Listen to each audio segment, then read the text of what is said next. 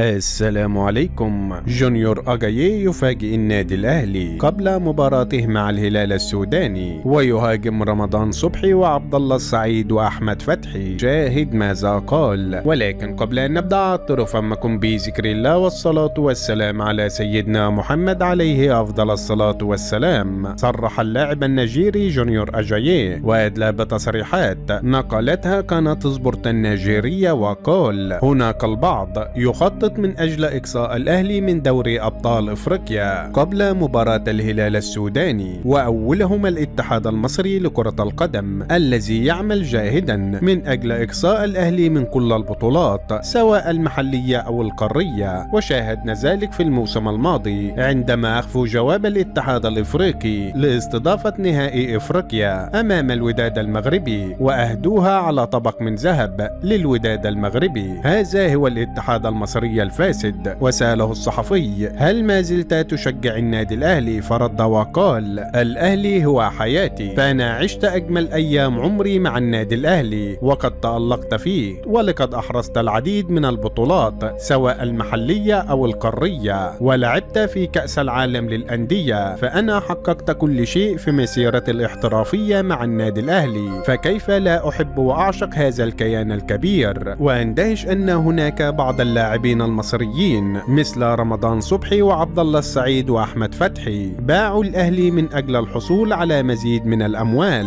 فأين هم الآن؟ فهم خسروا كل شيء، وأعتقد أنهم نادمون، وخاصة رمضان صبحي الذي تحدثت معه من قبل بعد رحيله عن النادي الأهلي، وأعتقد أنه ندمان أشد الندم لأنه يعلم جيدا أنه لن يحقق شيء مجددا مع أي نادي. وسأله الصحفي: لماذا تركت النادي الأهلي؟ فرد وقال: السبب الرئيسي هو تهميشي من جانب المدرب موسيماني في ذلك الوقت الذي كان يفعل كل ما بوسعه من أجل رحيلي عن النادي الأهلي من أجل جلب اللاعب الموزمبيقي ميكيسوني، والذي فشل بعد ذلك في النادي الأهلي. ولكن أنا أحترم إدارة النادي الأهلي وسوف أساند النادي الأهلي، وسوف أحضر هذه المباراة لدعم زملائي في النادي الأهلي أمام الهلال السوداني، وسوف نفرح سويا بتأهل الأهلي إلى دور الثمانية. والقارة الإفريقية كلها تعلم إذا تأهل الأهلي إلى الأدوار الإقصائية ماذا سيفعل. وفي النهاية لو أنت محب للنادي الأهلي اضغط لايك على هذا الفيديو ولا تنسى الاشتراك في القناة ليصل لكم جديدنا.